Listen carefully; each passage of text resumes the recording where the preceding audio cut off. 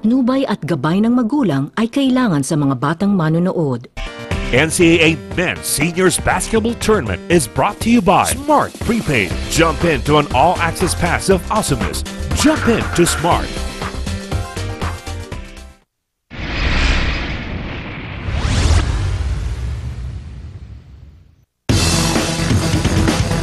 Gotta admire the art. Beautiful defensive stuff. They will give him the bucket and the foul.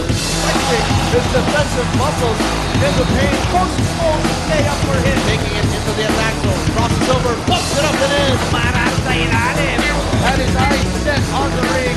No one was going to stop him. Another spin off the board. Knocks it down. Crosses over. But gets it in. Press the drive inside. All the way. Finishing. What a play.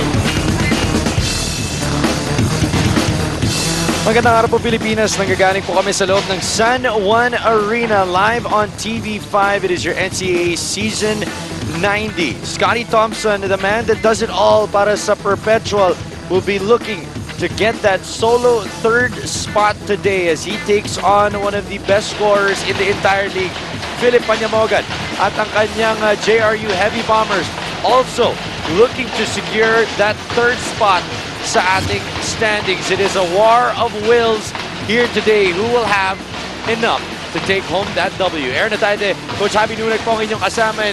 Coach, this is it. 6 games to go with each team. Solo third up for grabs here today. Playoff-like atmosphere talaga yung laro natin ngayon sa JRU Heavy Bombers, led by Philip Panyamogan and Michael Mabulak, will be up against the Perpetual Help Altas with their own version of the Fantastic Four. Sinabi mo nga, ang labanan ngayon, solo third spot. And you take a look now at our team standings at 8-4 yung pareho. Yung matatalo dito will be tied with Benil and drop down to tied for fourth. Oh, tapos yung mananalo naman dito will be a half game behind Arellano and a game and a half away from the leader of the pack, the San Pedro Red Lions. Yes, and these teams are going to be led by some familiar faces for a lot of fans of the NCAA, but they will also be led by players that could be familiar faces naman po sa mga PBA fans. And you see there, Harold Arboleda and Junric Baloria for Perpetual they were drafted. And as you see there in that last game against Arellano, they're showing that they are definitely ready for the big league. This was a showcase of their talents. We're talking about Harold Arboleda and Junric Baloria. It was a showcase of what they could do. 28 points for Arboleda, 26 for Baloria, all in the second half. 12 points in the fourth quarter for Arboleda, 14 in the third quarter for Baloria. So when the goings get tough, etong dalawa ang talaga inaasahan ni Coach Arik Del Rosario, and they showed in that game against Arellano that they are ready for the big league. And you add there a triple-double from Scotty Thompson, and you see that this Perpetual team, that is why they are fighting for that third spot here today. Ngayon naman, lipat po tayo sa kabila. Ang bumubulak na tong si Mike Mabulak. Bumulak na. Ito, the luck of Mabulak, 13 points, 10 rebounds, 1 block, and of course, that win in that last game against Lyceum. Maganda yung tubig na linagay ni Coach Berhel Menezes. Bumulak talaga si Michael Mabulak at that game.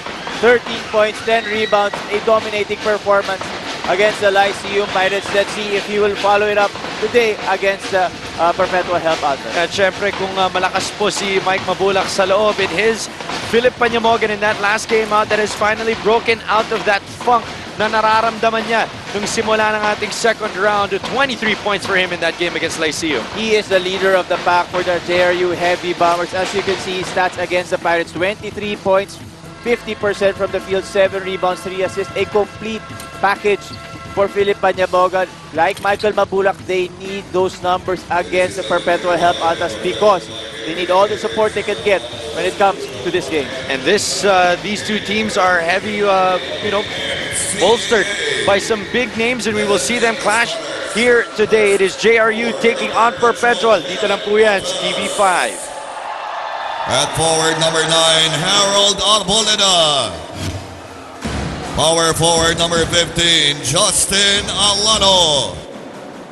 Center number 11, Rick Gallardo. Point guard number 6, Earl Thompson. And the off guard number 16, Junric Baloria. Head coach of the Altas is Eric Del Rosario. And now the starting five of this year's hosts, the JRU Heavy Bombers.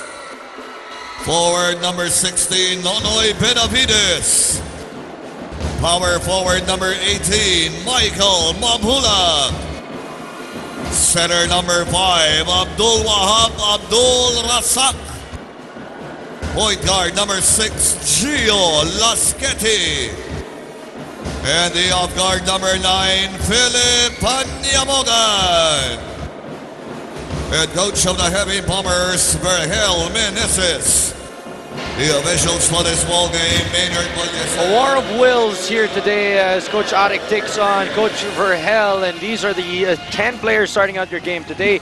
Olangkop, Baloria, Alano, Thompson, and Arboleda, the usual starting suspects para sa Perpetual, taking on Lasqueti, Panyamogan, Abdul Wahab, Benavides, and Mike Mabulak. Our referees for today, Maynard Palliser, Muy de Luna, and Carl Mercines.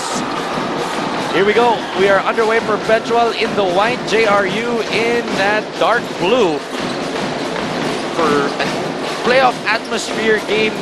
Coach Javi, what do you tell your players as Junric Valoria starts us out? You have to tell your players first to relax. Know that they know what is online in this game. They know the circumstances if they win or if they lose. One thing they have to do right now is to relax, execute, and trust the game plan, and let's see what happens. As Mike Mabulak is fouled, and he will head to the free throw line for 2 charities. Grabe yung progression nitong si Mike Mabulak all throughout this season.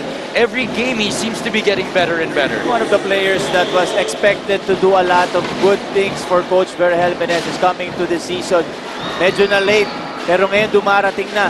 Ito, sinabi mo, unti-unti na nag-i-improve ang laro nito ni Michael Mabulak. In the second round, he has been outstanding for the Heavy Bombers. In their last game, he had 13 points.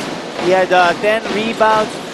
And a lot of good things happened in that game against the Lyceum Pirates. So Michael Mabulak, a good performance in that game against Lyceum. Let's see if he will have one again tonight. As Scotty Thompson with it now against Philip Panyamogan. Thompson. Inside, Alano could not hold on to it, and it will sail out and head back to JRU. A lot of attention has gone to Mike Mabulak, and we talked about him a lot. But what does that do for Philip Panyamogan? It opens up a lot of things for Philip Panyamogan. Kasi pag na-concentrate yung depensa mo, hindi lang kay Michael Mabulak, pati kay Abdul Wahab, it opens up the space, the floor for him to create, for him to get his shots. And speaking of Panyamogan, catch inside Mike Mabulak. The two of them working well together. Sinasabi natin 4 points early in the first quarter for Michael Mabulak. A good start for this young man. 4-3 pong ating talaan with the Heavy Bombers leading by 1. Jong Baloria. Now to Harold Arboleda. Thompson thought about it. Arboleda behind the back against Benavides. Baloria for 3. Got it. That's 2 now for him. 2 3-point shots to start off this PBA-bound player from Perpetual. Ito si Junric Baloria. We know that he can shoot. He can shoot the lights out at 2-3 na kagad to start off this game. The Blackwater draftee with 2 threes, and Philip Panyamogan, pinapakitaan din niya na kaya rin niya tumira. Kaya rin niya tumira ito si Philip Panyamogan. Also a known shooter from the outside. Tingnan natin, parang shootout ang nangyayari ngayon at this early part of this first quarter. No jitters actually to start out. Wala nga. Arboleda driving inside. Alano off the glass and in. You see the talent right now on the floor for both teams. Both teams, they are the upper echelon teams of the NCAA, and you can see why 8-7 lamang ang Perpetual. Arboleda now defending Panyamogan.